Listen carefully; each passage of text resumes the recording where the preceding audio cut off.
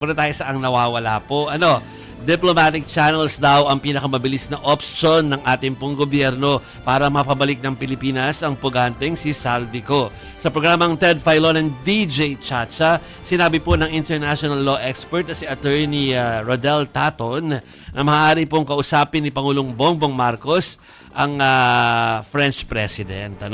Kung sakali namang hindi pagbigyan ng France ang asylum application ni Ko, pwede rin po makiusap si Pangulong Marcos sa French government na ipa-deport na po ang dating mambabatas. Kailangan lang na mapatunayang prosecution at hindi political persecution ang hakbang ng gobyerno laban kay Ko.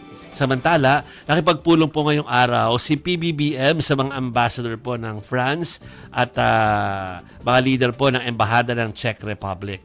Ipinahayag ni Marcos ang kanyang pagkadismaya at humingi ng impormasyon kung bakit napakawalan si Ko sa Czech authorities. Nanatili naman daw nakampante ang Pangulo sa estado ng bilateral relations ng bansa sa France at Czech Republic. Siyempre, ang gusto nating malaman, ano yung binigay na commitment ng France at saka ng Czech Republic? Yung mismong Pangulo na yun nakipag-usap sa kanila, di ba? Yeah.